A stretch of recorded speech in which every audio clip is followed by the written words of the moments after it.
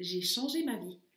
J'aurais aussi pu l'appeler comment j'ai appris à vivre avec mon hypersensibilité, comment j'ai appris à l'accepter, comment j'ai appris à en faire une force, ou aussi l'hypersensibilité du fardeau au cadeau, la mise en pratique. Oui, car en 2015, peut-être que certains le savent et me suivent depuis quelque temps, j'ai fait paraître sur YouTube cette vidéo qui s'appelait l'hypersensibilité du fardeau au cadeau. Et puis elle représentait mes grandes découvertes de cette période. D'ailleurs, je suis un petit peu nostalgique parfois en y repensant parce que c'était vraiment extrêmement intéressant pour moi. Je sortais d'une période très difficile. J'avais fait des années et des années de thérapie, surtout des thérapies verbales, où voilà, je réfléchissais énormément. Et puis j'avais atteint un point, j'ai envie de dire, de non-retour. Vraiment, je m'étais aperçue que malgré tous mes efforts, eh bien, j'arrivais pas finalement à trouver comment transformer ma vie. Alors, j'avais bien quelques idées comme ça conceptuelles, mais je ne le ressentais pas. J'avais aussi, il faut dire, à un moment donné, pratiquement perdu la foi. En thérapie, on me disait que c'était mon regard le problème, etc., qu'il fallait que j'apprenne à vivre dans l'instant présent. Puis, j'avais pas de doute sur la vérité de ces propos. Simplement, j'arrivais pas à le mettre en œuvre. Et c'est vraiment en 2015, quand j'ai découvert l'hypersensibilité, que j'ai commencé aussi à étudier ce sujet-là. Bon, bien sûr, en parallèle, avec beaucoup de recherches spirituelles, beaucoup de méditation, beaucoup d'outils que j'avais acquis, que j'avais réussi à mettre en place déjà dans ma vie, j'ai commencé cette grande période de transformation.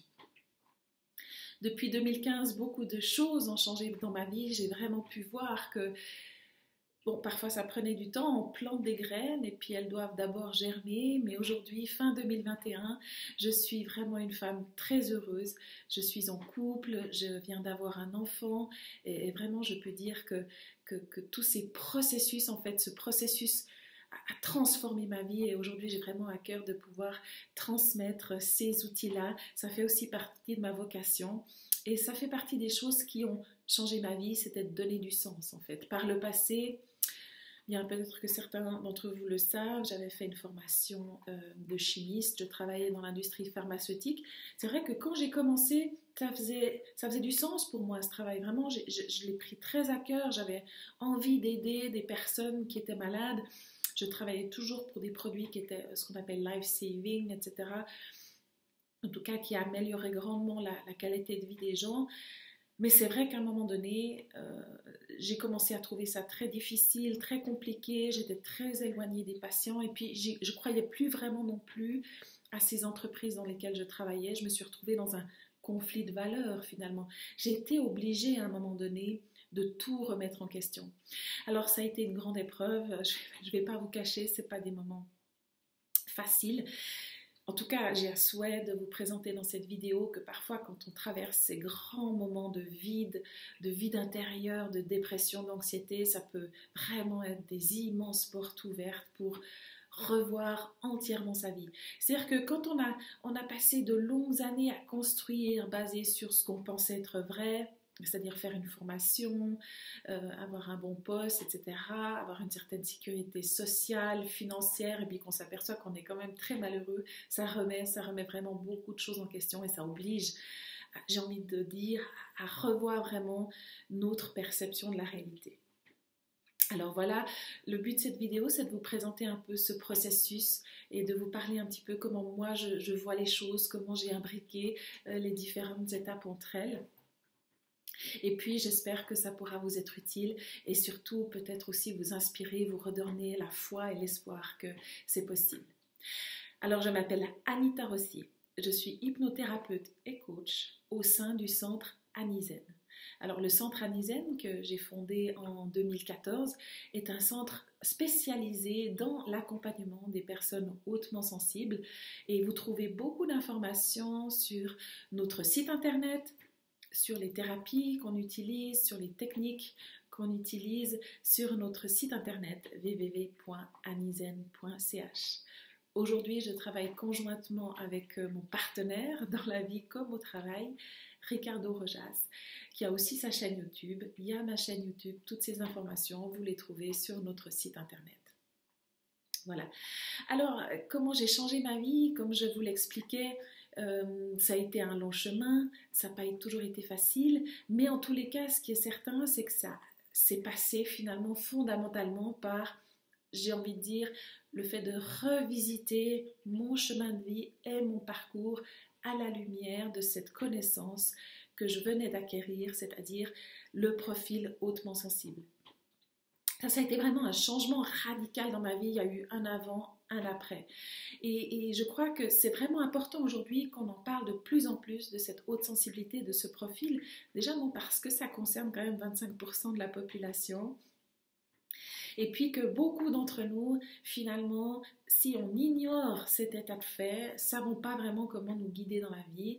On se lance dans des chemins semés d'embûches, on n'arrive pas à prendre soin de nous, de nos besoins psycho-émotionnels, qui s'écartent peut-être légèrement de la plupart des gens, mais surtout notre fonctionnement s'écarte de celui de la plupart des gens. Je vais présenter un petit peu les grandes lignes ici dans cette vidéo, mais encore une fois, vous trouvez beaucoup plus d'informations sur notre site internet www.anisen.ch. Alors, je vous le disais, j'ai fait beaucoup de lectures, j'ai fait beaucoup de recherches, j'ai fait beaucoup de méditation pour essayer de comprendre un petit peu comment tous les événements de ma vie m'avaient conduite. Est-ce que je pouvais leur donner un sens?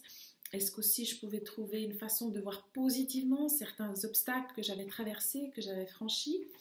Et puis finalement, tout ce chemin, ça m'a permis de changer vraiment mon regard. Et je crois que c'est ça l'essentiel.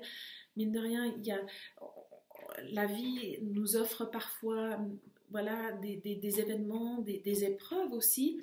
On n'a pas toujours le choix, même si on essaie de nous faire croire qu'en faisant des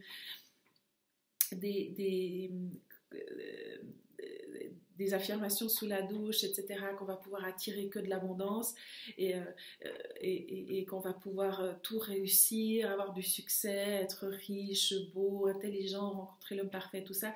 Alors, moi, je crois plutôt que c'est un chemin d'acceptation, en fait, que la vie nous apporte ce dont nous avons besoin pour, in fine, évoluer, parce que c'est ça, l'essentiel, en fait.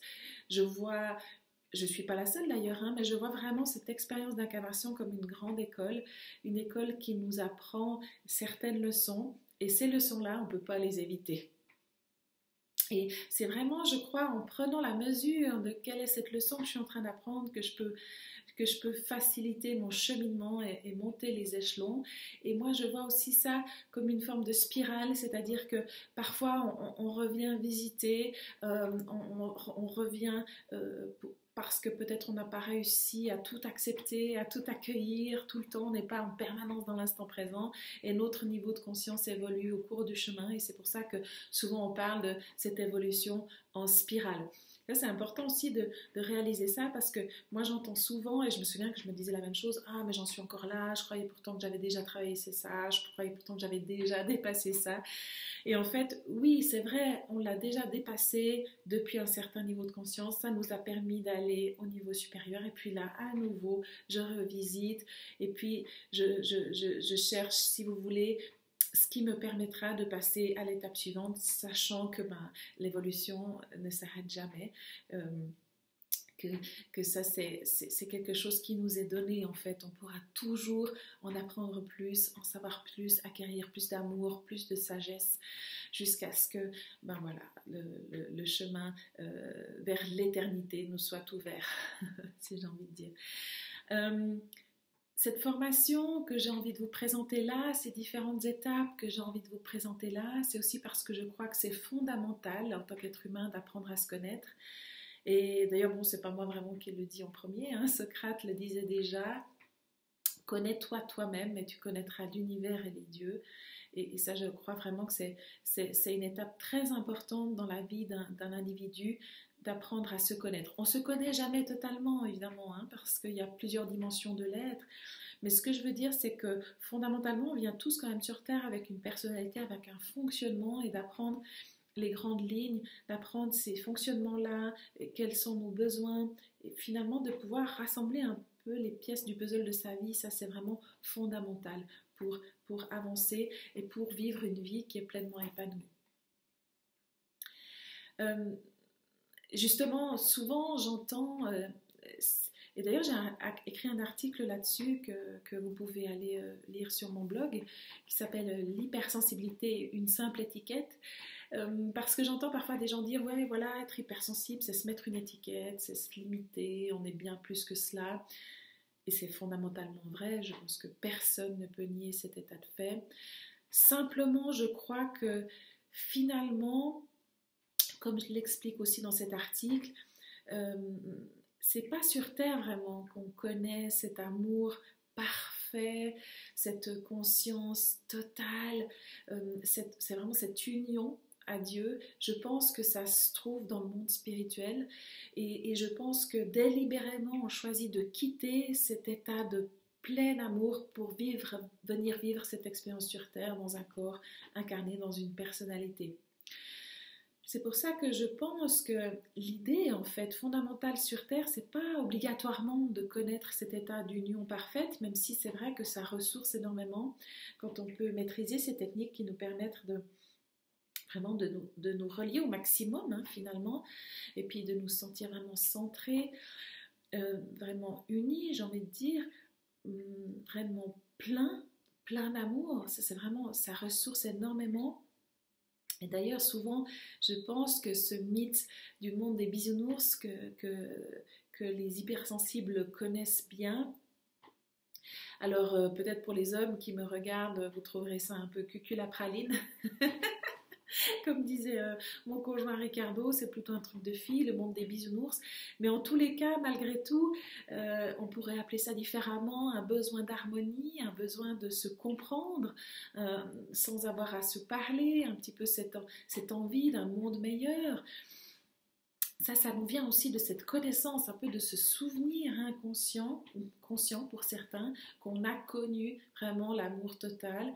Et finalement, ça nous manque parce que quelque part, on est dans un voyage qui dure long, peut-être parfois, et puis voilà, on aurait presque envie par moments d'y retourner.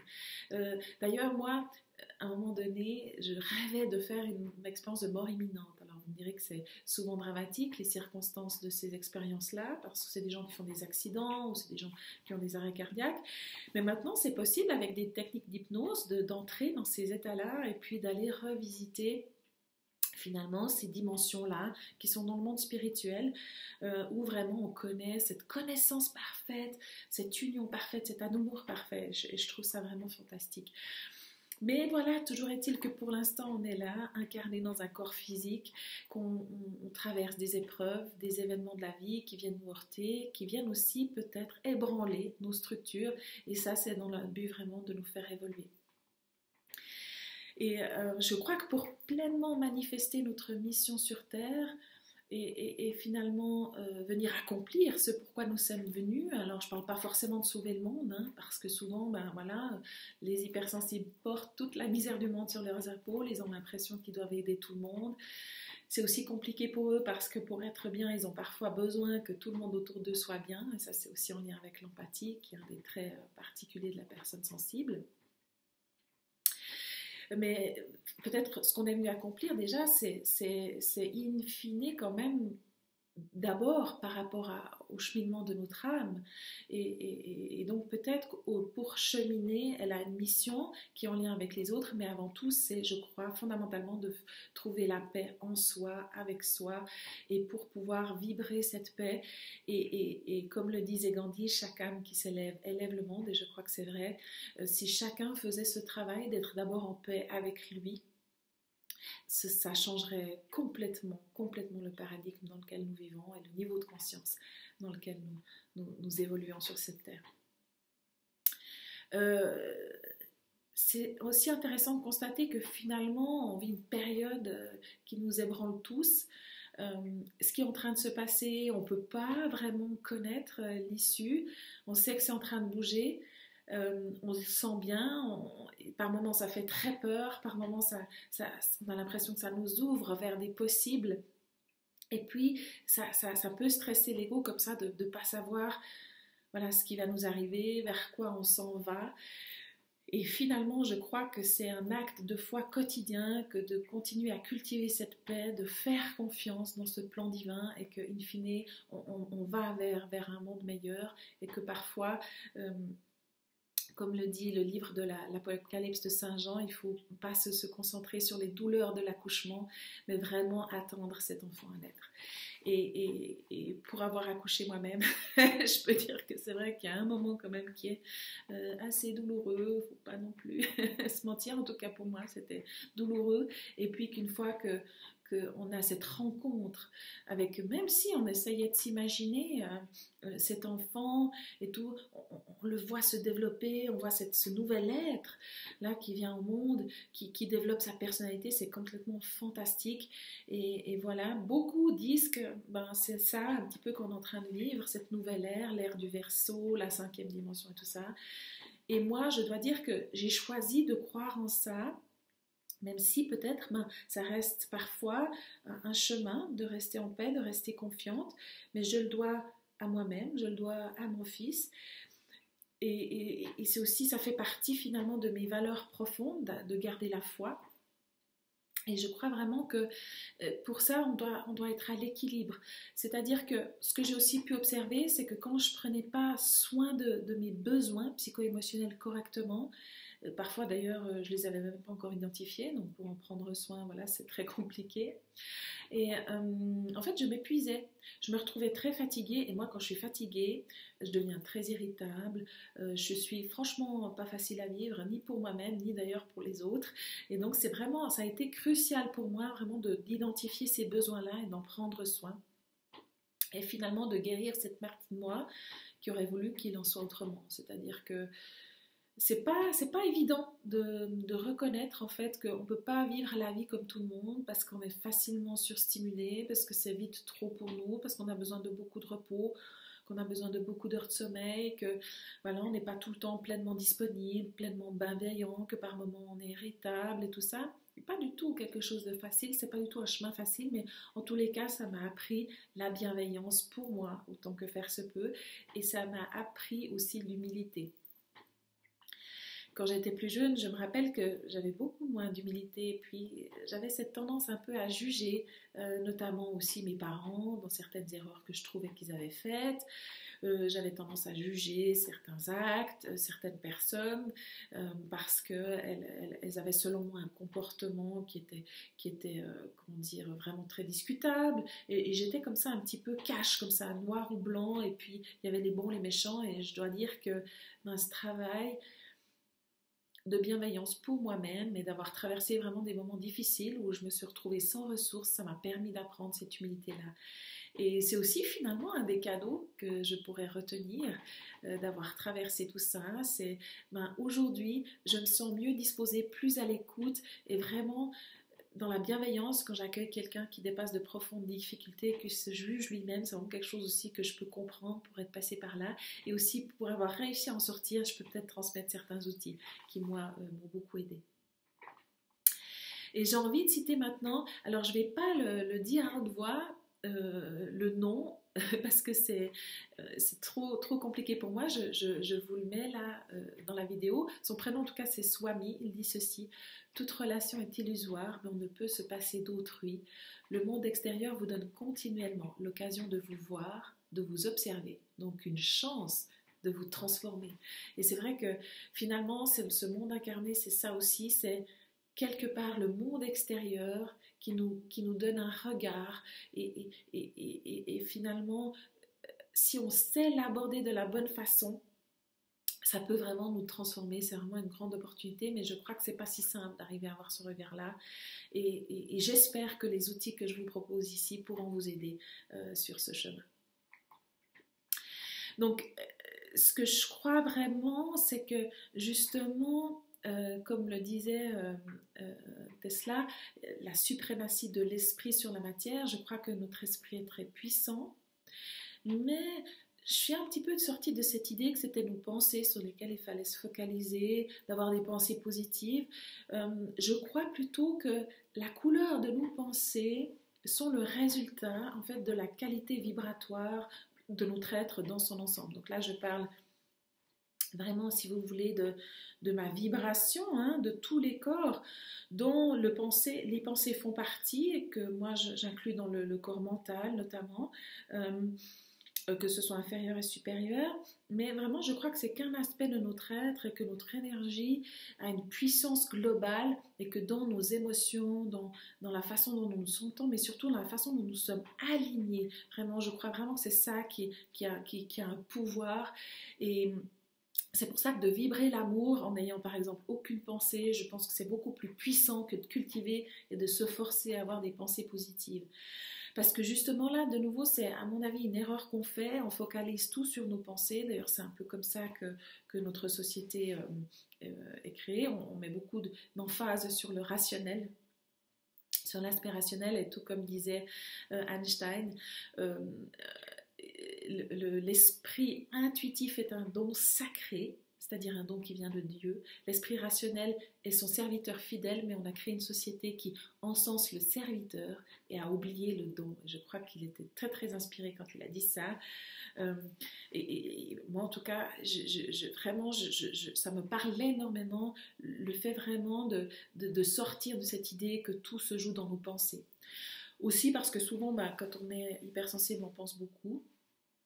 On a beaucoup de peine à sortir de là, ce qui fait qu'on a un grand surinvestissement au niveau du mental, ce qui nous épuise en fait, et puis ce qui va petit à petit changer la couleur de nos pensées, mais aussi de notre état général. Et on va focaliser toute l'emphase sur les pensées pour les changer, ce qui va finalement créer un combat de pensées entre elles, parce que voilà, il faut penser positif, etc. Mais je crois qu'il faut avant tout se sentir en paix, être dans des espaces en soi qui soient en paix, puis ensuite on observe les pensées qui changent, les pensées qui se transforment, parce que je crois que la couleur de nos pensées sont juste un résultat en fait, observable. Et ça vraiment, ça détermine beaucoup de la philosophie de ce programme que je vous propose, c'est-à-dire sortir de l'emphase de ce mental qui, d'ailleurs quand il est surinvesti, donne pas mal d'anxiété, des troubles obsessionnels, etc. Et puis on lutte avec ses propres pensées. Moi je me rappelle avoir passé des heures et des heures à essayer de méditer, puis je m'asseyais comme ça, je me rappelle très très bien, je peux encore me visualiser dans l'appartement dans lequel je vivais à l'époque, sur ce canapé brun, avec ma table et tout, puis ma thérapeute m'avait prêté vous savez, des cymbales là, puis alors je faisais ça, puis je m'asseyais, puis je me disais, voilà, maintenant il faut que je médite, alors il faut que j'arrête de penser. Non, mais là, tu es en train de penser, alors il faut que tu arrêtes. Et puis là, je sentais l'anxiété qui montait, c'était terrible, parce que justement, en fait, j'avais absolument pas réalisé que finalement, pour arrêter de penser, il fallait détourner son attention des pensées. Donc, il ne faut pas, comment dire, se forcer à penser positif. D'ailleurs, je ne sais plus qui c'est qui disait, j'ai toujours retenu ça. Je trouve très pertinent, donc c'est pas de moi, mais je me permettrai d'utiliser, on va dire auteur inconnu, comme ça se fait parfois dans les citations. Penser positif, c'est un peu comme de mettre du déo à la place de prendre une douche. C'est-à-dire que bon, temporairement, ça peut passer, mais au final, de nouveau, on met toute l'emphase sur ce corps mental. Et puis justement, j'ai réalisé aussi un truc très intéressant, c'est que le cerveau ne peut pas à la fois penser et sentir, et que si je l'entraîne vraiment à ressentir, si je l'entraîne à porter son attention sur ce ressenti, c'est vraiment une forme d'entraînement, un peu comme, je dirais, on s'entraînerait pour un marathon. Voilà, ça c'était vraiment quelque chose de très transformateur. J'ai observé que mes pensées se transformaient d'elles-mêmes et que justement, il y avait rien à faire en fait. Il y avait plutôt arrêter de faire des efforts quelque part. Le souci aussi souvent, c'est que on commence à faire ces pratiques de méditation, de prière, etc., de chercher Dieu, enfin la source, quels que soient les termes qui vous parlent, quand on est mal dans sa vie, quand on est anxieux, etc. Et ça, c'est un peu dommage parce que justement, si vous voulez, c'est un peu comme de commencer à s'entraîner pour un marathon une semaine avant. C'est beaucoup trop tard. Quelque part, c'est important de cultiver aussi quand ça va bien, quand c'est facile d'accès, parce qu'on on nourrit. C'est des états en soi qu'on nourrit, qu'on cultive, et puis finalement, ça devient comme une façon d'être au monde. Et alors, on n'a plus à méditer 15 minutes par jour, mais quelque part, on cultive cet état de présence et de conscience au quotidien. Et ça, vraiment, je dois dire, ça ne se fait pas d'un jour à l'autre, c'est encore une fois quelque chose d'itératif, et puis on observe sa vie en train de changer. Et il y a des moments, il y a des grands changements, tout à coup, c'est le chaos. Et c'est Deepak Chopra qui dit, tout grand changement commence par le chaos, c'est vrai, ça aussi. Alors, c'est très, très, très frustrant parfois parce que voilà, on passe des années à se développer, à cultiver la paix en soi, à méditer, à cultiver la foi, puis d'un coup, bam, une immense vague, un tsunami nous traverse, un énorme changement, nos structures s'effondrent, puis on se dit ah waouh, c'est terrible, tout ce que j'ai fait, ça sert à rien. Et je croyais que j'avais dépassé ça, puis en fait non, c'est justement voilà le résultat de tout le travail que vous avez fait, et la vie vous dit voilà, bam, maintenant ça c'est fait, on passe à la suite, et voici un nouveau défi, des nouvelles portes s'ouvrent pour toi. Et puis c'est de vraiment dans ces moments-là, quand la vague nous traverse, de cultiver la foi, et ça, je crois que c'est vraiment pour ça qu'on appelle ça la maîtrise de l'esprit, parce qu'alors c'est vraiment un enjeu dans ces moments-là. Encore une fois, j'ai envie de vous parler vraiment de ce qui s'est passé pour moi ces dernières années, la rencontre de mon compagnon qui a vraiment tout bouleversé, ça m'a vraiment, j'ai envie de dire, forcé, obligé, par amour pour lui et aussi pour moi, d'aller revisiter toutes mes croyances sur les relations, toutes mes blessures. C'était vraiment un cheminement extrêmement intéressant, puissant, mais aussi parfois difficile, de remise en question. Ensuite, ben voilà, c'est l'arrivée de cet enfant qui était finalement un rêve auquel j'avais renoncé. Et puis tout à coup, voilà, cet enfant est là, magnifique, merveilleux. Et puis, ben voilà, toutes ces responsabilités, comment être une bonne maman, comment accompagner cet enfant et tout ça. Et à nouveau, vraiment, toutes les perspectives, tout le paradigme de sa vie qui change, ça a été des tumultes émotionnels, hormonaux, tout ce qu'on peut imaginer, mais vraiment, voilà, ça a été absolument transformateur. Et j'ai envie de dire, voilà, souvent on nourrit cette idée que on va atteindre un état de paix comme ça permanent, mais ça, encore une fois, je crois que c'est pas pour le voyage sur Terre, je crois que c'est ce qui nous attend. Et dans le royaume de Dieu dont parlait Jésus, dans cet espace de vacuité dont parle Bouddha, etc. Je crois que quand on est sur Terre, on y accède par moments, et dans des états de grâce comme ça, mais que la plupart du temps, on vit cette illusion de la séparation. Pourquoi ? Parce qu'elle est bénéfique. Parce qu'elle seule, encore une fois, cette illusion de la relation du monde extérieur peut à elle seule nous transformer de cette façon-là et nous permettre d'accéder à cette nouvelle conscience, en fait. Et de toute façon, qu'on croit à ça ou pas, finalement, on n'a pas vraiment le choix, on est là. Et puis, on est bien obligé de traverser tout ça. Et autant arriver à évoluer le plus possible et le plus rapidement possible j'ai envie de dire, si on ne peut pas éviter de souffrir, parce que parfois on n'en est pas là, voilà, parfois on souffre, parce qu'on ne peut pas faire autrement, qu'au moins ce soit profitable et que ça donne du fruit. Voilà. Je crois en revanche qu'une fois que cette vague est passée, on retrouve cet état de paix, c'est là qu'on a à nouveau accès à cette pleine puissance et aussi à cette guidance et à cette sagesse. Donc il y a des moments comme ça, on est dans les ténèbres, on ne voit plus, on a l'impression de plus se sentir, se connaître, se ressentir. Et quand la vague est passée à nouveau, on réalise que voilà, on s'est fait prendre dans cette illusion, mais qu'entre-temps, on a pu lâcher certains bagages. Et moi, souvent, j'accompagne dans mes séances les personnes vraiment à se libérer de leur fardeau. Je leur propose d'aller dans un endroit où elles se sentent bien, puis d'imaginer qu'elles enlèvent leur sac à dos, puis qu'elles vident toutes les pierres qu'il y a à l'intérieur, qu'elles sentent vraiment ce soulagement, cette libération. Et vraiment, ces pierres, ça représente ça, toutes ces croyances, et puis toutes ces émotions peut-être qu'on n'a pas su accueillir, qu'on n'a pas pu accueillir, toutes ces illusions qui finalement nous malmènent, nous tourmentent parfois l'esprit, voilà, de par moments à nouveau aller se ressourcer dans ces états-là, dans cette paix, voilà, qui est vraiment, elle, éternelle. Alors, en introduction de ce processus que je vais vous présenter, j'avais quand même envie de parler aussi un peu de ce que c'est que la haute sensibilité. Pourquoi ? Parce que c'est important aussi de comprendre ça pour sortir de cette culpabilité d'être comme on est en fait. Et ça, je crois que c'est la guérison de la blessure identitaire. C'est vraiment déterminant pour ensuite réaliser, comment dire, que tout ce travail que vous êtes finalement presque contraint de faire en tant que personne hautement sensible pour trouver la paix, que tout ce travail-là a vraiment un sens et qu'il s'explique aussi de par votre peut-être profil neurobiologique en quelque sorte. Donc vraiment la base, je crois, c'est comprendre ça et pour ensuite pouvoir en tirer le meilleur profit, j'ai envie de dire. Parce que justement, la recherche démontre en fait que malgré un peu beaucoup de préjugés qui circulent, Et là, justement, ça me fait penser à cette image que j'ai fait récemment circuler, que j'ai trouvée tellement parlante. Donc, il y a ce que les gens s'imaginent de la haute sensibilité. Donc, c'est à la moitié, ben, je fais que de pleurer, puis l'autre moitié, voilà, je suis trop émotionnelle, etc. Trop compliquée. Enfin, bref, on peut mettre là-dessus ce qu'on veut. On pense trop, etc. Tout c'est trop, c'est toujours trop. En fait, c'est beaucoup plus vaste que ça. C'est vraiment une vision du monde, un potentiel, j'ai envie de dire. Et ce que la recherche démontre, c'est que justement, ce potentiel-là, quand il est bien accompagné, il porte vraiment de l'excellents fruits. C'est des personnes qui sont très heureuses, sont souvent des leaders, etc., qui ont des facultés qui sont hors normes. Et puis voilà, vraiment, ça peut être vraiment comment dire, un don et qui peut être exploité et puis qui peut être au bénéfice de soi et vraiment de la communauté.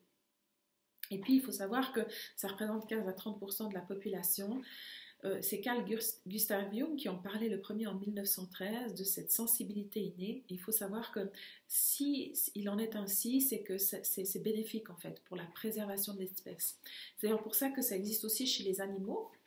Et puis on pourrait parler du rôle chez les animaux qui est très pertinent et qui est aussi le cas finalement chez nous parce que au fond la préservation de l'espèce ça nous concerne aussi. Mais avant tout, je dirais que c'est aussi une façon de voir le monde, une empathie, une compassion, et ça c'est vraiment des qualités, des valeurs qui manquent dans le monde actuel. Et peut-être que certains des écueils dans lesquels le monde actuel est tombé, et puis ces problèmes notamment de pollution, de manque de ressources, etc., de perte aussi des valeurs essentielles, de perte de la spiritualité, jamais jusqu'à la révolution industrielle et puis la théorie de l'évolution, on avait remis en cause l'existence de Dieu, le matérialisme, c'est quelque chose qui ne s'était jamais vu avant parce qu'en réalité, ça ne fait pas de sens. Et quand vraiment on va profondément dans la méditation, même dans la compréhension scientifique du monde et dans la physique quantique, on s'aperçoit que, je veux dire, il faut avoir beaucoup plus de foi pour croire au matérialisme que pour croire en l'existence d'un esprit extrêmement intelligent et évolué qui a conçu finalement l'univers. Donc tout ça pour dire que, pour reprendre les propos de Carl Gustav Jung qui disait à l'époque, cette sensibilité excessive apporte très souvent un enrichissement de la personnalité. Cependant, lorsque des situations difficiles et inhabituelles surgissent, l'avantage se transforme fréquemment en grand désavantage, car une évaluation calme de la situation est alors perturbée par des émotions intempestives. Rien ne pourrait être plus faux cependant que de considérer cette sensibilité excessive comme étant de caractère pathologique. Si tel était le cas, nous devrions alors avoir à considérer un quart de l'humanité comme pathologique. Alors évidemment, très intelligent ce Carl Gustav Jung, et puis il pressentait déjà que c'était absolument pas possible que cette sensibilité soit pathologique. Mais encore une fois, si les conditions ne sont pas réunies, ça devient vraiment un fardeau. Et en revanche, lorsqu'on sait prendre soin de ce terrain de la haute sensibilité, c'est un cadeau magnifique. Et encore une fois, avec un potentiel qui est en termes de valeurs telles que l'empathie, telles que la compassion, telles que la créativité, c'est vraiment au-delà de la moyenne. Alors, Hélène Aron, elle, c'est une des premières chercheuses américaines qui a vraiment insisté au niveau de la recherche sur ces profils-là. En 1996, elle rédige son premier article qui concerne les personnes hautement sensibles, HSP, Highly Sensitive Person, et qui reprend justement ce concept de la sensibilité innée de Carl Gustav Jung. Et puis elle nous parle alors des 4 traits principaux de la personne hautement sensible. Et ça, c'est vraiment crucial de comprendre ça et ce que ça veut vraiment dire dans notre vie. Alors, le premier trait, le plus important, c'est justement la profondeur dans le traitement de l'information. Et rien que dans ce premier trait-là, on comprend énormément du fonctionnement de la personne hautement sensible. Profondeur dans le traitement de l'information, ça veut dire que c'est une personne qui va remettre en cause, qui va remettre en question, qui va vraiment chercher jusqu'à ce que pour elle ça fasse du sens, pour elle ça soit juste. Ça veut dire qu'elle va réfléchir beaucoup, qu'elle va se poser des questions existentielles et qu'elle va remettre pas mal de choses en cause et aussi souvent douter. Voilà, je reprendrai cette citation qui dit, voilà, ce qui est terrible dans ce monde, c'est que les personnes insensées sont très sûres d'elles, alors que les personnes sensées sont bourrées de doutes. C'est un peu ça. C'est que, je veux dire, le fait de remettre en cause, ça permet en fait finalement de se libérer aussi du conditionnement sociétal, culturel. Et ça, c'est encore une fois la recherche qui le démontre, c'est-à-dire que les personnes hautement sensibles, elles sont au niveau de leur mode de pensée, de fonctionnement assez semblables sur toute la Terre en fait, indépendamment de la culture, ce qui n'est pas le cas des autres familles, je dirais, les moyennement sensibles et les peu sensibles, qui sont beaucoup plus impactées par leur conditionnement culturel. Et c'est aussi justement ça qui explique, c'est cette profondeur en traitement de l'information qui explique qu'elles vont chercher jusqu'à ce que vraiment ça fasse du sens pour elles et elles se rejoignent quelque part dans une forme de sagesse universelle.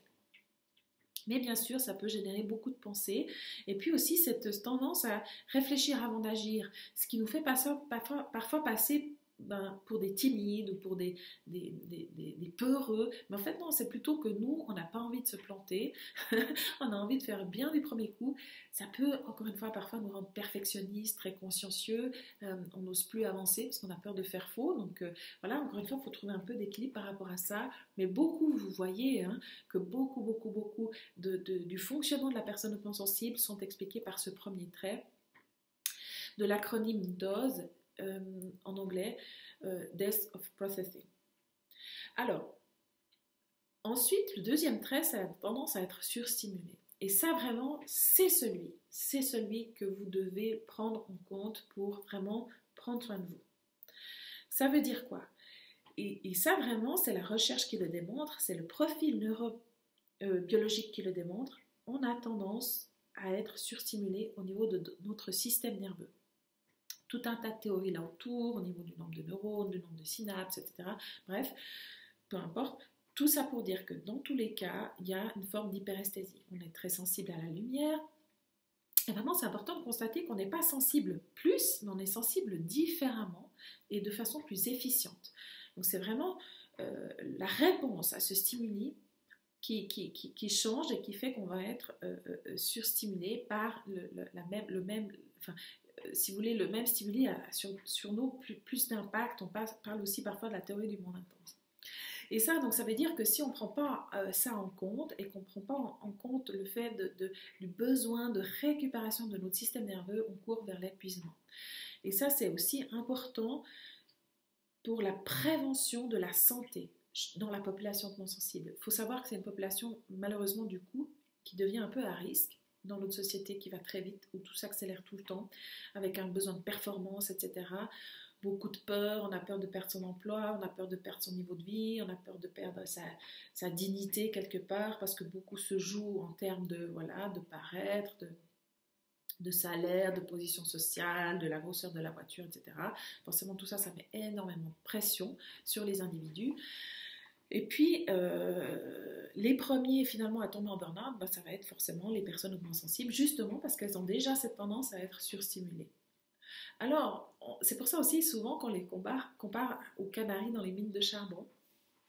Parce que justement, cette métaphore, c'est vraiment que voilà, on mettait des canaris dans les mines de charbon à l'époque parce que s'ils arrêtaient de chanter, ça voulait dire qu'il y avait un problème, il manquait d'oxygène, il fallait absolument sortir de la mine le plus vite possible. Et bon, c'est très triste pour ces canaris, mais c'est encore plus triste pour nous, les personnes hautement sensibles, et pour celles qui sont malheureusement tombées dans des pathologies qui sont assez graves, qui sont difficiles à soigner, comme les pathologies neurofonctionnelles. Alors je citerai par exemple la fibromyalgie, le syndrome de fatigue chronique, l'électro-hypersensibilité, la chimico-hypersensibilité, le syndrome du côlon irritable, des maladies auto-immunes, parce qu'il faut savoir évidemment que quand on est très stressé, le corps fonctionne sous stress, ça je l'ai déjà présenté dans d'autres vidéos, notamment l'hypersensibilité, le lien avec l'anxiété, la dépression. Vous trouvez toutes ces vidéos sur mes chaînes YouTube. En tous les cas, voilà, c'est très très important de prendre soin de ça et vraiment ne négligeons pas ça, par amour pour nous et aussi pour nos êtres chers en fait. Parce que vraiment quand on est malade de ces troubles-là, c'est vraiment très handicapant. Beaucoup ont tout perdu suite à un burn-out. Bon, alors vous me direz que c'est de grandes opportunités de reconstruire sa vie, et c'est vrai, c'est ce qui est par exemple arrivé à Ricardo, mon conjoint, qui était donc dans la finance et puis qui est tombé malade d'une de ces maladies-là, même de plusieurs à un moment donné, puis qui aujourd'hui reconstruit sa vie, devient thérapeute, coach, et puis vraiment, voilà, a transformé toute son existence, mais c'est quand même, voilà, pas facile comme chemin. Est-ce qu'on est tous obligés de souffrir autant? C'est ma question aujourd'hui, j'ai envie de dire, si on peut faire profiter de notre expérience et puis vraiment œuvrer pour la prévention des personnes hautement sensibles, pour qu'on ne soit pas malade et qu'on ait finalement notre voix à exprimer, qu'on puisse exprimer notre voix, notre façon de voir le monde, parce que je crois que le monde actuel a vraiment besoin de plus d'amour, de plus de bienveillance, de plus d'empathie, encore plus. Alors, finalement, on a tendance à dire que le monde aujourd'hui c'est terrible et tout ça. C'est pas vrai en réalité. Aujourd'hui, la plupart des êtres humains vivent mieux que, par exemple, il y a 1000 ans en arrière, il y a même 1500 ans en arrière, on se demandait si la femme avait une âme. À un moment donné. Donc aujourd'hui, dans la plupart des pays du monde, on vit dans des conditions relatives de paix. Il y a moins de conflits. Je veux dire, on est quand même sorti de 2 guerres mondiales qui ont tué énormément de monde, de l'Holocauste juif. Donc actuellement, on pourrait dire qu'on va vers le mieux, mais justement, c'est nécessaire de cultiver encore ces valeurs-là, parce que malheureusement, le penchant de ça, c'est qu'on est parti dans un monde aussi où les gens sont heureux d'être un peu esclaves de la société, consomment, regardent la télévision, sont dans une relative paix, mais finalement meurent un peu de l'intérieur comme ça. Et je crois que c'est important qu'on retrouve tous vraiment le sens de cette existence et puis qu'on prenne soin de nous pour pouvoir transmettre aussi ces valeurs-là qui restent très importantes et tout simplement pour que le monde reste équilibré, parce qu'encore une fois, s'il y a 25% des personnes avec ce profil, c'est que c'est un sens, c'est nécessaire. Donc le troisième trait particulier de la personne hautement sensible, donc le E de DOS, c'est l'empathie, Emotional Responsivity. Alors vraiment l'empathie, la réponse émotionnelle plus intense, ça c'est aussi un des traits qui fait souvent souffrir malheureusement, en particulier quand il y a des croyances limitantes là derrière, quand je n'ai pas appris à prendre soin de mes émotions, à les accueillir, à les accepter, et quand je lutte contre elles, de nouveau par des pensées. Moi j'ai souffert de ça, soyons clairs. Donc j'étais dans un jugement permanent de moi-même. J'essayais de m'imposer une façon de ressentir, de voir le monde, de fonctionner. Ça marchait pas du tout, ça générait beaucoup d'anxiété. Tant que j'étais jeune et que j'avais de l'énergie, ça marchait. Donc j'ai connu un relatif succès, en tout cas au niveau professionnel. Puis à un moment donné, voilà, l'énergie a commencé à manquer et puis le sens de ma vie a commencé à manquer. Et c'était quasiment d'un jour à l'autre, je peux vous dire. Je me souviens encore de quel jour c'était. Et là, vraiment, j'ai commencé à tomber dans l'épuisement, la perte de sens. Donc voilà, ça fait aussi, c'est une des étapes que je vais présenter, c'est vraiment cette empathie et cet émotionnel intense, c'est aussi vraiment ça, là qu'on peut trouver beaucoup de clés pour retrouver la paix et l'épanouissement, j'ai envie de dire. Le quatrième trait de l'acronyme DOS, c'est la sensibilité aux stimuli subtils, la conscience des stimuli subtils. Alors ça va un peu avec la tendance à être surstimulé, mais c'est vraiment des aspects subtils de l'environnement. Et beaucoup d'entre nous, par exemple, sommes sensibles aux énergies des lieux, sommes sensibles à des odeurs très subtiles, etc. Puis ça peut rapidement nous accommoder et aussi nous rendre malades. Donc ça, c'est aussi important de prendre soin de ça. Et avec les années et l'augmentation de ma sensibilité, aussi en lien avec le fait que je l'accepte mieux et que j'essaie de la développer, maintenant je dois aussi prendre en compte ces aspects-là dans mon environnement, notamment réduire les ondes électromagnétiques, etc. Prendre soin de la vibration globale du lieu dans lequel je vis, du lieu dans lequel je travaille, etc. Voilà. C'est pour ça aussi qu'on les compare souvent aux orchidées, et ça j'aime bien reprendre cette métaphore-là. Justement, voilà, pour faire pousser des orchidées, moi je ne suis pas du tout une experte, parce que même si certains diront que j'ai la main verte, les orchidées, dans certains lieux où j'ai vécu, elles ont bien fleuri parce que les conditions étaient réunies, et dans d'autres, j'avais beaucoup de peine à les faire fleurir, et c'est vraiment parce que voilà, c'est assez complexe, je dirais, la qualité du terrain pour avoir de belles orchidées. C'est pour ça qu'on compare justement cette famille de personnes hautement sensibles aux orchidées. Ça, c'est aussi la recherche qui l'a démontré. C'est les enfants hautement sensibles dans des bonnes qualités, par exemple de parentalité et d'éducation. C'est des personnes vraiment qui vont pouvoir briller dans le monde. Et dans le cas contraire, malheureusement, c'est des personnes qui vont développer plus tard plus de risques d'avoir des pathologies, et notamment qui vont être moins résistantes au stress. Alors que les enfants qui ont été bien accompagnés, avec une bonne qualité de parentalité et d'éducation, sont en fait plus résistants au stress. Donc c'est pour ça de croire que les personnes hautement sensibles sont vulnérables au stress, c'est faux, c'est que quand leur environnement est inadapté. Et ça, je trouve que ça met fin à pas mal de préjugés. Et c'est pour ça que souvent, Hélène Aron parlait de pour les meilleurs et pour le pire, parce que voilà, c'est vraiment un profil qui va tout intensifier. Donc c'est aussi pour ça que quelque part, je pense que c'est un choix d'incarnation parce que tout se révèle beaucoup plus fort, beaucoup plus intensément. Et moi, j'ai souvent eu cette sensation dans ma vie que, voilà, ça laissait rien passer, quoi. Que chaque erreur que je faisais, je le payais très cher. Et puis, vraiment, cette sensation que moi, je devais tout le temps travailler, alors que pour d'autres, la vie semblait facile. Et puis, même, voilà, ils arrivaient à faire du déni sur plein de choses. Et pour moi, voilà, chaque fois, non, il fallait que je revienne, que j'accueille, etc., que je fasse ce cheminement de développement et tout ça. Et puis à l'époque, je me souviens que je trouvais ça très, très injuste. Et puis je rêvais d'être une personne normale. J'ai œuvré beaucoup d'années en thérapie d'ailleurs pour devenir normale. Et aujourd'hui, mon point de vue a complètement changé parce que je vois qu'en fait, bien accompagné, bien accueilli, c'est un profil qui est vraiment extrêmement, j'ai envie de dire, épanouissant. Alors, d'où viennent tous ces préjugés, alors de cette étiquette hypersensible, que bon, souvent je trouve que c'est les médecins ou même certaines personnes du personnel soignant qui ne connaissent pas en fait ce terrain-là et puis qui ont des préjugés là-dessus. J'entends parfois des patients qui me disent « Oui, mon médecin m'a dit que l'hypersensibilité c'était à la mode, que ça allait passer. » ou alors que ça ne me servait à rien de venir chez vous qui êtes aussi hypersensible parce qu'il n'y avait pas besoin qu'on me comprenne pour m'aider à me soigner. Tout ça, je pense que c'est pas tout à fait vrai. Alors, c'est pas une obligation peut-être pour un thérapeute ou un médecin d'être lui-même hypersensible pour être bienveillant vis-à-vis d'une personne hypersensible. Mais en tout cas, c'est une obligation de vraiment connaître à fond ce terrain-là et de vraiment considérer le fonctionnement dans la lecture physiologique de la personne, dans la lecture de son environnement de vie et de son fonctionnement. Ça, vraiment, c'est déterminant et c'est la science qui le démontre.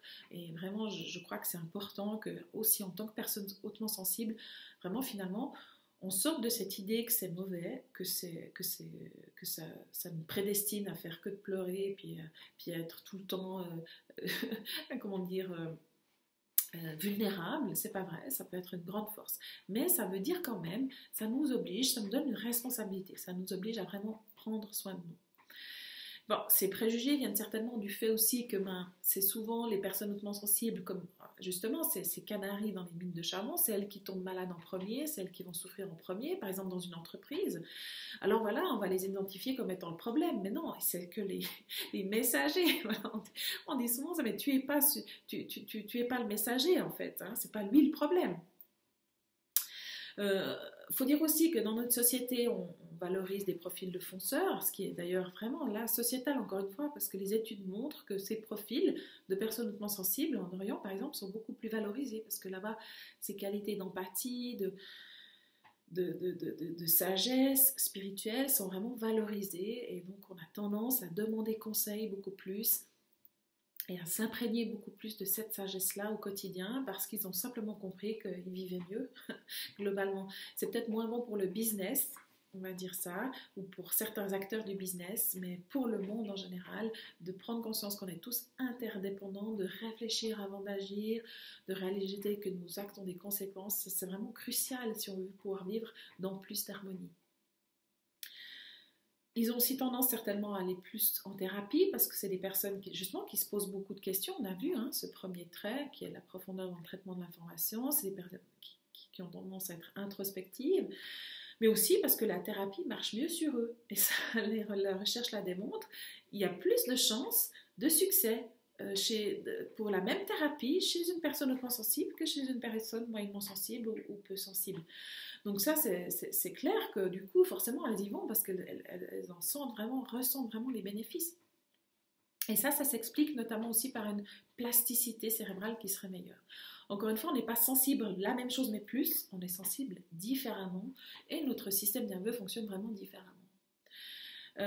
Donc comme je disais, ce traitement de l'information, profond de l'information, elle se pose plus de questions existentielles, plus de questions sur elle-même. Et ça, on le voit, je lisais le livre de Highly Sensitive Parents de Hélène Aron. Malheureusement, peu de ses ouvrages sont traduits en français. Et celui-ci disait justement, c'était très drôle, ça m'a fait rire, parce que moi je pensais que toutes les mamans étaient comme moi. Elle disait que voilà, la maman enceinte, enfin voilà, elle va regarder toutes les poussettes et puis voir tous les éléments de la poussette et puis se demander voilà quelle poussette c'est la mieux. Puis une fois qu'elle a acheté sa poussette, elle la compare avec. C'était exactement ça, je me souviens, avec Ricardo. On avait tendance quand on avait acheté notre poussette à regarder tous les gens qui avaient des bébés en poussette et puis de regarder quelle poussette ils avaient choisi, etc. C'était vraiment très drôle. Et vraiment, elle dit par exemple typiquement que dans la parentalité, cette haute sensibilité, ça nous met à risque parce qu'on est plus rapidement en burn-out parental, justement à cause de la surstimulation, à cause du fait qu'on a des besoins particuliers, à cause du fait que justement on veut aussi être tellement parfait, tellement bienveillant que ça finit par nous mettre une pression énorme. Donc elle donne vraiment aussi des outils que je présente aussi notamment dans la vidéo où je parle de la maternité hypersensible avec Macha. Mais vraiment, on va dire que in fine, ça leur permet quand même d'être des meilleurs parents, de se poser les vraies bonnes questions sur le bien-être de leur enfant et de se libérer un tout petit peu des dictats comme ça culturels. Du style, typiquement, voilà, laisse-le pleurer, ça lui fait les poumons, ce genre de trucs. Souvent, ils vont vraiment chercher quelle est la meilleure éducation pour leur enfant, le meilleur système scolaire, le meilleur moyen de garde pour avoir vraiment quelque chose qui leur corresponde. Ça crée un stress, ça crée une charge mentale, bien sûr, mais in fine, c'est bénéfique pour l'enfant, pour autant, évidemment, qu'on puisse prendre soin de ça. Et ça, vraiment, moi, j'adore ça, accompagner des mamans comme moi, je m'accompagne moi-même dans cette parentalité, dans cette maternité. Voilà, parce que c'est plus compliqué, mais c'est aussi tellement plus valorisant de voir son enfant se développer et devenir qui il est. Voilà. Et de pouvoir le voir heureux, souriant et tout ça. Il y a aussi quand même cet aspect justement la personne hautement sensible a des valeurs de justice et d'harmonie très ancrées. Ça, je pense que ça s'explique notamment par l'empathie, notamment par la profondeur dans le traitement de l'information, dans la conscience des stimuli subtils, mais une plus grande conscience de son environnement. Et parfois, voilà, elles souffrent de l'hostilité du monde, elles vont entrer un peu comme ça dans une forme de rébellion, et puis ça peut les rendre compliquées. Et je pense que ça aussi, ça alimente ce mythe de l'hypersensible, grincheux, compliqué, qui fait que pleurer, qui fait que etc. Et vraiment, par contre, ça vraiment, c'est totalement le mythe. Et voilà, moi je trouve que pourquoi ne pas porter l'étiquette de la haute sensibilité dans la mesure où bien c'est un trait neurobiologique, c'est un trait héréditaire, génétique avant tout, physiologique, biologique, neurologique avant tout. C'est des personnalités, je vais encore parler de Dabrowski plus tard, mais c'est des personnalités vraiment qui peuvent parfaitement s'épanouir, être très heureuses, apporter leur contribution dans le monde, une contribution dont le monde a besoin. Pourquoi, j'ai envie de dire, pourquoi avoir honte de cette étiquette? C'est comme voilà, alors moi je suis brune, hein, même si ça se voit pas par moment parce que je fais des mèches. Quand je sors du coiffeur, ça se voit moins que maintenant, par exemple, mais voilà, je reste brune, ça fait partie de mes traits génétique, héréditaire, et puis ça fait pas de moi quelqu'un de mieux ou de moins bien qu'une femme blonde, je veux dire, ça c'est juste culturellement parlant, et sortons de ces préjugés, et puis finalement, encore une fois, les risques sont importants, si on ne connaît pas son profil et les besoins psycho-émotionnels et physiologiques qui sont associés, on ne peut pas en prendre soin et on tombe malade, et ça c'est juste pour ça, et rien que pour ça, c'est nécessaire d'être au courant, de savoir qu'on fait partie de cette population-là.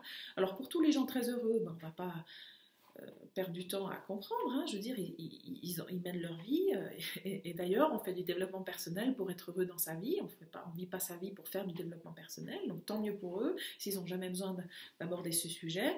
Ben voilà, pour les personnes qui souffrent d'anxiété, de dépression, qui se remettent en cause, qui se sentent décalées, qui se sentent extraterrestres et tout ça, d'apprendre tout ça et vraiment de l'intégrer dans son quotidien, c'est salutaire. Alors, j'ai envie de vous dire, le but vraiment, c'est de mieux se connaître.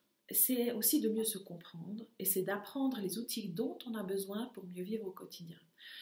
Une fois que ces outils sont acquis, on n'a plus besoin d'y penser. Et puis, voilà, on vit sa vie et on est heureux. Et une fois qu'on est heureux, pourquoi? Alors là, on se pose plus de questions, justement, parce qu'il n'y a même plus besoin de se poser la question du sens. On vit simplement.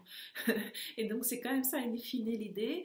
C'est juste de pouvoir être épanoui dans sa vie, de pouvoir être heureux, de pouvoir profiter, de pouvoir être en paix. Aussi, c'est la meilleure façon qu'on a de rendre service au monde, parce que je crois que le monde a besoin de gens qui soient simplement en vie. Alors, je reviens là-dessus, je crois que l'hypersensibilité, c'est un choix d'incarnation. Je crois que si on vient s'incarner dans un profil comme ça, c'est justement parce que tout est plus intense, parce que tout sera plus visible, et ça nous permet aussi de nous transformer. On ressent plus profondément les choses, et puis ça nous permet finalement d'aller plus loin dans le développement de notre personnalité. Et là, je vais reprendre les concepts de désintégration positive de Dabrowski, qui pour moi vont tout à fait dans la même ligne, hein, même si lui ne parlait pas vraiment de cette sensibilité innée. Il n'a peut-être pas fait le lien, en tout cas pas que je sache, avec Carl Gustav Jung. Mais en 1964, il a sorti cette théorie de la désintégration positive, et ça, je trouve que ça donne aussi beaucoup d'espoir dans ces moments qu'on peut vivre, nous, les personnes hautement sensibles, dans ces grands moments de détresse et de ténèbres. Lui, il disait, donc sa théorie va totalement à l'encontre de l'opinion majoritaire à l'époque, puis je pense encore aujourd'hui, qui décrit la santé mentale comme étant l'absence de symptômes, ou l'homéostasie qui veut dire l'équilibre. Et d'après lui, justement, le fait d'être bien intégré socialement, d'avoir un seuil de tolérance élevé à la frustration et de bonnes facultés d'adaptation n'était pas un signe de santé mentale, parce que justement, être bien intégré dans une société qui est malade, c'est pas un signe de santé mentale.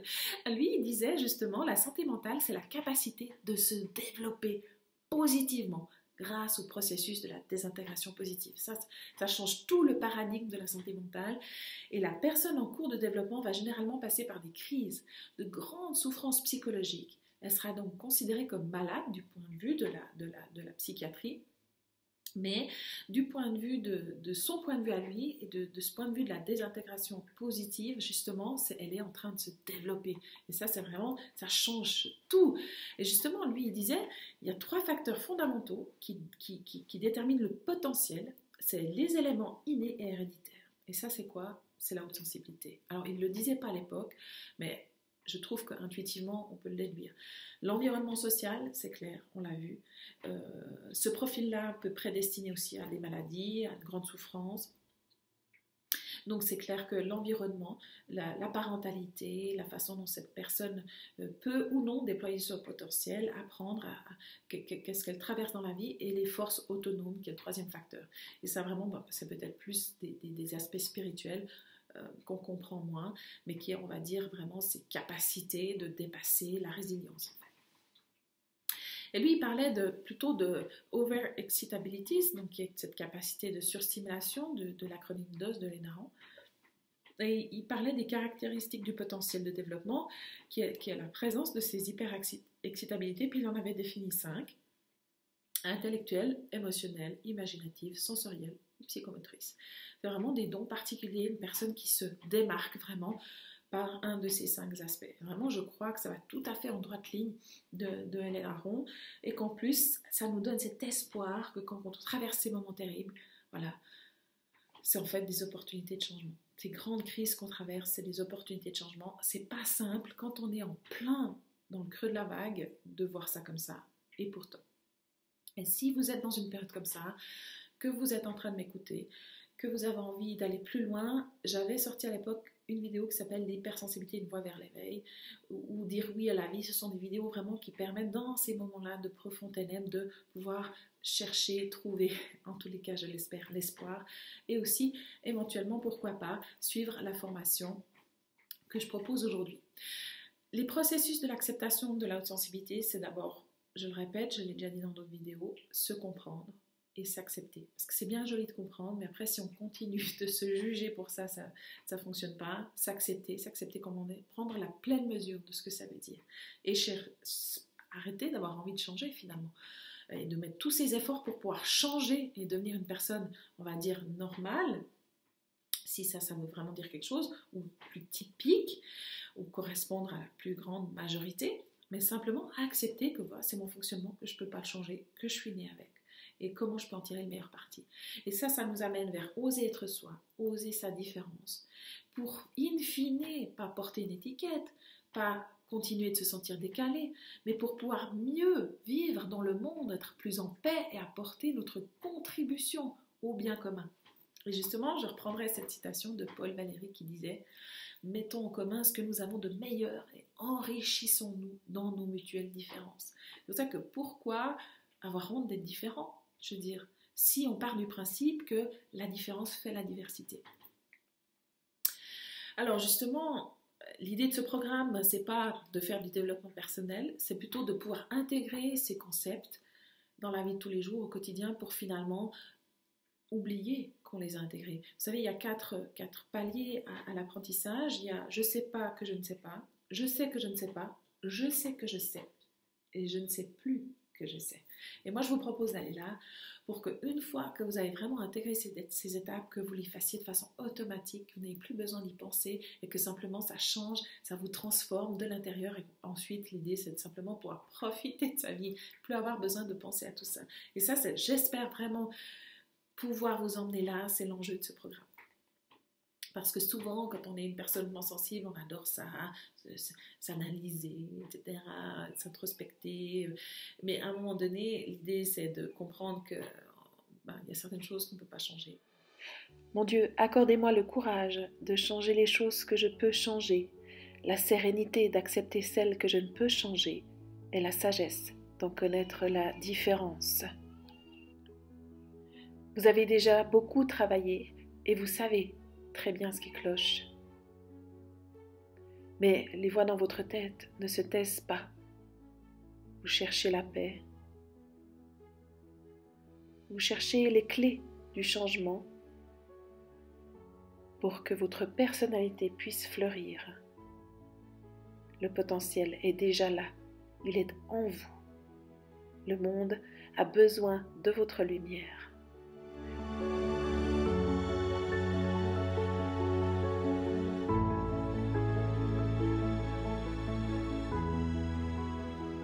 Pourquoi cette formation? J'avais envie de transmettre tous ces outils que j'ai découverts le long du chemin, peut-être de vous donner quelques pistes pour sortir de ce mental qui est peut-être devenu envahissant, qui est un petit peu un surinvestissement du mental, parce que justement le premier trait, encore une fois, de la personne hautement sensible, c'est cette capacité de se poser beaucoup de questions, mais ça nous mène souvent voilà, dans l'anxiété et puis dans le questionnement, le doute permanent. Et puis souvent, on a compris tout un tas de choses, mais voilà, ça ne change rien. On n'arrive pas à changer, ou alors c'est très long, on perd l'espoir, on perd la confiance, etc. Donc l'idée vraiment, c'est de nourrir aussi en soi la foi, que tout ça va dans la bonne direction, qu'on est en train de suivre le plan divin, j'ai envie de dire. Alors, moi, je vois ces étapes comme un processus vraiment, donc c'est pas, on va dire, vraiment séquentiel comme ça, mais c'est des étapes qui s'imbriquent les unes dans les autres. Et dans l'idée, justement, d'accompagner finalement le changement. Et chaque étape est prérequise pour l'autre, mais ensuite, elle s'imbrique l'une dans l'autre, elle se mélange et finalement, elle transforme. Voilà. C'est la mise aussi en conjonction de différentes notions dans une organisation cohérente pour sortir du jugement de soi, finalement aussi s'accepter. Alors voilà, je vous présente ici donc les 5 étapes. Le premier, la relation au corps, soigner son temple intérieur, parce que ça c'est la base de la base. S'il y a une chose qu'on doit retenir, c'est ça, la relation au corps, soigner son temple intérieur. Je crois que sans ça, rien d'autre n'est possible. Les émotions, les comprendre, les accepter, accepter leur message, sortir du jugement, sortir du fait que je ne voudrais pas ressentir ça, je voudrais ressentir autre chose à la place, etc. Ça, ce sera l'étape 2. Donc la deuxième soirée, l'étape 3, cruciale aussi, l'amour de soi, guérir les blessures cette fois-ci de l'âme, et c'est-à-dire revisiter aussi entièrement sa vie sur la base de cette connaissance.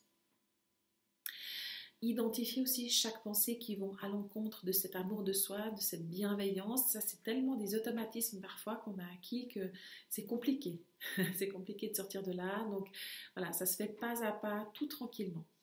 Ensuite, ça nous permet quand même d'accéder à un plus grand état vibratoire. Ça nous permet aussi d'accéder à l'octave supérieure de l'intelligence, c'est-à-dire l'intuition. Ça, c'est vraiment la guidance primordiale de la personne hautement sensible. Comme elle ne peut pas partir du principe que ce que fait tout le monde va lui convenir, elle doit pouvoir sentir vraiment sa sagesse intérieure, la sagesse universelle, pour pouvoir s'orienter dans ses choix de vie, par exemple. Et puis la cinquième étape, très importante je trouve, et que c'est pour ça que j'en fais une soirée à part entière, c'est accompagner ce changement. Parce que quand on a un esprit vif, qu'on a compris, etc., on a de la peine à accepter que ça prenne du temps, c'est frustrant. On a compris, puis ça ne change rien, et puis on continue de tomber dans les mêmes travers, etc. Donc intégrer les connaissances acquises, et puis avoir cette capacité de recul, de garder la foi aussi dans ces moments de vagues, de chaos justement, qui sont associés avec les grandes transformations de l'existence. Ça, c'est vraiment, vraiment très important. Donc voilà, toutes ces étapes-là pour moi font vraiment un sens. On intègre la première pour aller vers la deuxième, qui nous permet d'accéder à la troisième, qui nous permet d'augmenter notre vibration, qui nous permet de nous transformer. Puis on revient à la première étape pour justement alimenter tout ce processus de transformation qui se termine jamais, qui fonctionne comme ça en spirale. Alors, la relation au corps, c'est extrêmement déterminant. Pourquoi? Parce que, comme le disait Eckhart Tolle, c'est vraiment la porte d'entrée vers l'instant présent. Et c'est cet instant présent qui transforme. Ça nous permet de nous aligner énergétiquement pour augmenter notre vibration. Et puis, ça nous permet d'équilibrer tous les aspects de l'être. Donc, c'est in fine, dans le ressenti du corps, vraiment que j'ai la réponse et que je peux faire cette alchimie, j'ai envie de dire, énergétique, qui est vraiment nécessaire à la transformation. C'est aussi revenir à cette acceptation de la vie incarnée. Donc, je ne suis pas mon corps, j'habite mon corps, mais c'est un élément, le véhicule nécessaire et primordial et crucial pour traverser cette expérience de l'incarnation et pour qu'elle finalement soit la plus bénéfique possible.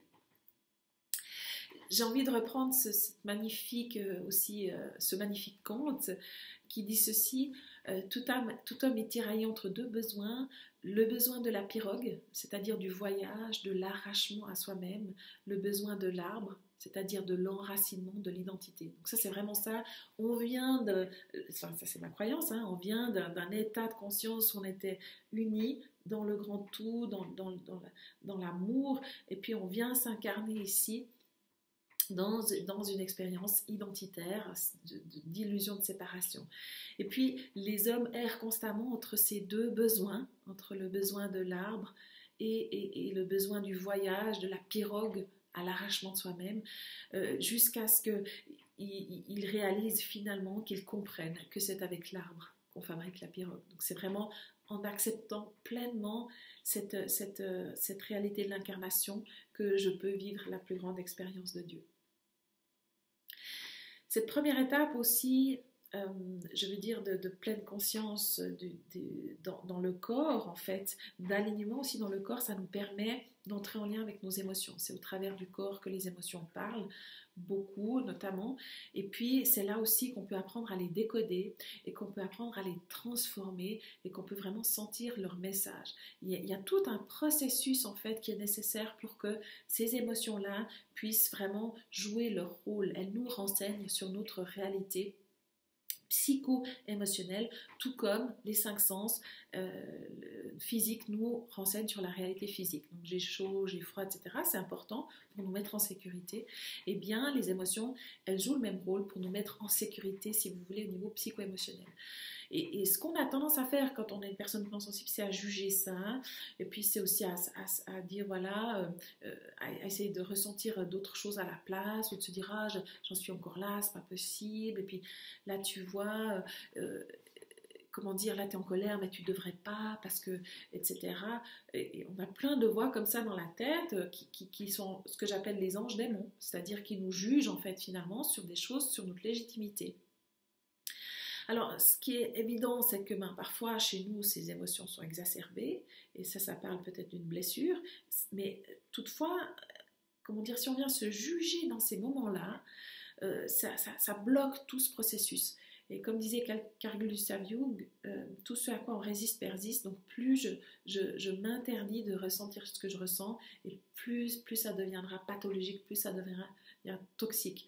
Donc un des enjeux aussi de cette étape, c'est de sortir de ce jugement-là, de prendre conscience du rôle de chaque émotion, à quoi ça nous sert, et aussi comment et quand les communiquer, quand est-ce que c'est adéquat de les communiquer.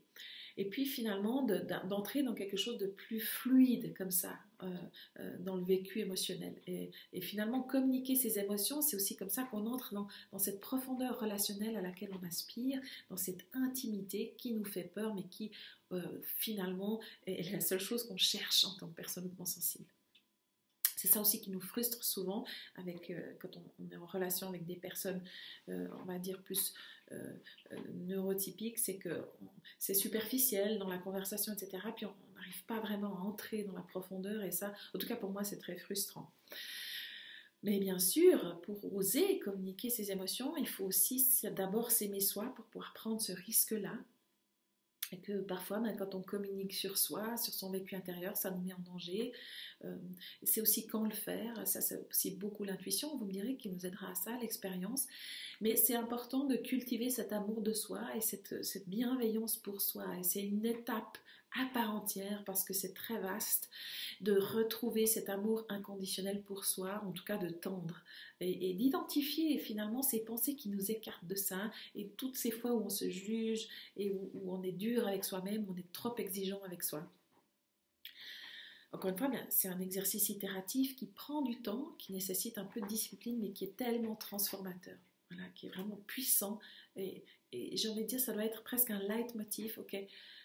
Je recherche vraiment la bienveillance et c'est ça qui finalement me conduit, qui me fait cheminer. Et il y a cette citation qui dit, il n'y a pas la paix est le chemin en fait.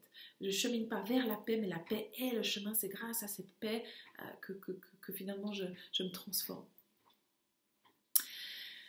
Ça nous permet d'augmenter notre énergie, notre vibration, d'accéder à d'autres dimensions, d'avoir fait tout ce travail en fait j'ai envie de dire d'alignement aussi, de centrage énergétique, de guérison de ces blessures, de ces blocages qui sont identitaires, qui sont émotionnels, mais qui in fine sont énergétiques. Voilà, ça nous permet d'accéder vraiment aussi à toute une dimension de l'être. Et puis comme le disait Tesla, si vous voulez trouver les secrets de l'univers, pensez en termes d'énergie, de fréquence et d'information, de vibration. Voilà, d'augmenter nos vibrations, ça nous permet d'avoir accès à toute une nouvelle dimension, à toute une nouvelle sagesse universelle et encore une fois à un degré supérieur de transformation. Et cette énergie, elle est aussi beaucoup en question dans les relations aux autres, à soi, qui est dans l'étape 3, hein, donc l'amour de soi, mais aussi l'amour avec l'autre. Et quand je suis dans des relations qui me nourrissent, et bien en fait finalement la somme des deux énergies crée de l'énergie parce qu'on entre dans une résonance positive. Alors que quand je suis dans des dynamiques relationnelles qui sont toxiques, bien ça fait chuter finalement l'énergie des deux individus, ou alors l'un prend toute l'énergie de l'autre, et c'est ces phénomènes, vous avez peut-être déjà entendu parler de vampirisme énergétique. Donc vraiment de prendre conscience de son énergie et de prendre soin de la qualité de notre énergie. Ça c'est vraiment crucial, et ça nous permet vraiment j'ai envie de dire, d'être en bonne santé à tous les niveaux. Et vous allez voir que on prend soin du corps physique, on prend soin de ses émotions, on prend soin de sa relation à soi, de sa relation aux autres et de sa relation au monde pour tout ça, in fine, augmenter notre vibration, à nous sentir en pleine santé et accéder à l'essentiel qui est au fond la paix. Mais une fois que je suis là, je me sens vraiment, quelque part, c'est comme si tout prenait son sens. Donc, souvent dans les relations, c'est un conflit pour l'énergie. Alors, j'avais fait à l'époque une vidéo là-dessus qui s'appelle la manipulation Kesako, qui parle un petit peu de tous ces aspects de manipulation, de petits transferts énergétiques entre les gens qui se passent malheureusement souvent à l'insu de plein gré. On peut vraiment apprendre à prendre conscience de tout ça. Et je crois qu'en tant que personne hautement sensible, c'est vraiment crucial de réaliser que notre énergie détermine tout, en fait, la qualité de nos pensées, notre pouvoir, notre capacité d'agir aussi en étant guidé par la sagesse, voilà, et non par la peur. Et justement, d'avoir plus d'énergie, ça nous permet d'ouvrir le troisième œil ici. Donc ça passe par évidemment une bonne circulation énergétique dans les chakras du bas, aussi dans les chakras du haut. Mais en tous les cas, cette intuition, c'est notre guide. Et vraiment, l'intuition, c'est une forme d'intelligence très, très puissante, hein, qui va extrêmement vite.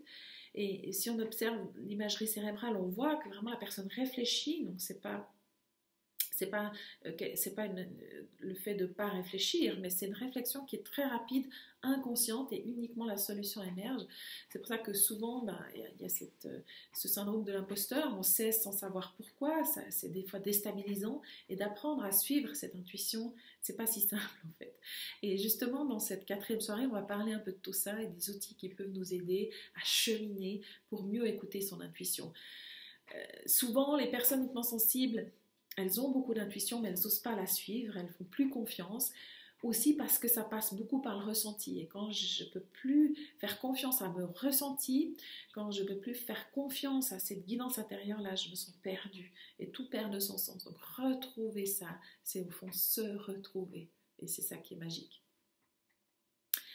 Et on verra aussi dans ces étapes-là tous ces aspects des corps énergétiques, le lien avec le métabolisme, le lien avec voilà, les différentes formes de pensée, etc. Donc c'est absolument fascinant. Et bien sûr, il faudrait bien plus qu'une soirée pour faire le tour du sujet. Mais voilà, à chaque fois, je vous donnerai des liens et peut-être des pistes pour aller plus loin si ça vous intéresse. Last but not least, comme diraient les Anglais, l'étape du changement. Encore une fois, tout ce travail, peut-être vous auriez envie que ça vous amène dans un état de paix perpétuel, mais en fait, non, ça vous emmène vers la transformation, vers le changement. Parce qu'il y a une seule chose qui est permanente dans ce monde, c'est que tout change tout le temps. Et on se transforme. Et c'est un peu finalement l'objectif, c'est d'accepter ça, c'est d'accepter le rythme, c'est d'accepter qu'il y a des longues phases de latence. Et tout à coup, le changement s'accélère. Et on perd sa structure, on perd ses repères, on s'en va vers l'inconnu, c'est stressant. Et pourtant, c'est la vie qui est en train de s'exprimer à travers vous. Ça vous permet de revisiter vos croyances, ça vous permet de cultiver la foi dans ces moments-là, ça vous permet de voir qu'on se relève à chaque fois, de voir que la vie gagne à chaque fois, de voir que la lumière vainc les ténèbres. Et vraiment d'accepter la frustration en lien avec cette inertie dans la matière, de voir que c'est pas mon mental, ma personnalité qui décide, mais que en fait finalement l'enjeu c'est d'accompagner ce changement, c'est de me laisser me transformer par la vie. Ça, c'est vraiment fascinant, mais c'est toute une étape en soi. Et on doit apprendre aussi à se laisser surprendre. Et j'ai envie de dire ceci, je répéterai, le bonheur c'est aussi ne pas chercher à décider à l'avance ce à quoi il devrait ressembler. C'est une citation de moi, pour une fois. Et vraiment, ça je m'en suis rendu compte dans ma vie, c'est pas du tout ce que j'avais planifié. J'avais pas du tout planifié d'être là devant vous aujourd'hui à parler de ça, j'avais pas planifié d'être maman à 42 ans. Et pourtant, voilà, aujourd'hui, je suis en pleine gratitude et vraiment je remercie pour la grâce qui m'a été donnée. Et j'ai envie de pouvoir transmettre aujourd'hui cette lumière. On ne va jamais aussi loin que lorsque l'on ne sait pas où l'on va. Et je terminerai sur ces paroles de Christophe Colomb. Et ça, j'en ai déjà parlé. C'était vraiment dans une période de grand questionnement. Je sentais que ma vie devait changer, mais je ne voyais pas comment. Je ne voyais rien venir, c'était long et tout ça. Et vraiment, je dois dire, j'étais très frustrée. Et puis, j'étais fatiguée aussi, voilà, cette fatigue. Et puis, j'étais allée faire une petite retraite à l'hospice du Grand Saint-Bernard, qui est un lieu magique pour moi, où l'énergie christique est absolument palpable, c'est fascinant, et ça fait toujours du bien d'aller là-bas. J'ai l'impression que je retourne un peu à la maison, dans cette énergie-là. Et puis, dans l'auberge, parce que comme j'ai un chien, je ne peux pas dormir à l'hospice, mais donc on peut dormir à l'auberge avec les animaux. Il y a dans chaque chambre une citation au mur, donc je vous invite vraiment, si vous avez l'occasion, d'aller une fois, c'est magnifique comme lieu, vraiment.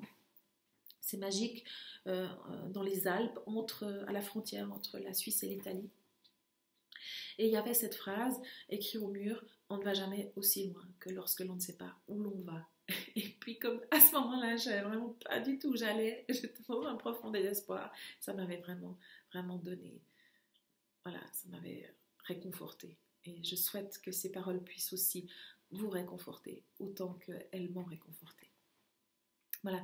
Si vous souhaitez aller plus loin, il y a plein de vidéos sur ma chaîne. Rendez-vous sur www.anizen.ch. Et vraiment, j'espère que vous nous rejoindrez pour ces 5 soirées qui débutent l'année prochaine pour ensemble cheminer vers votre transformation. Pour aussi échanger avec les autres participants, vous aurez accès aux replays, aux exercices pratiques, aux documents que je vous transmets, à tout un tas de ressources, voilà, pour vous donner des pistes, pour vous accompagner sur votre chemin vers le plein épanouissement de vous.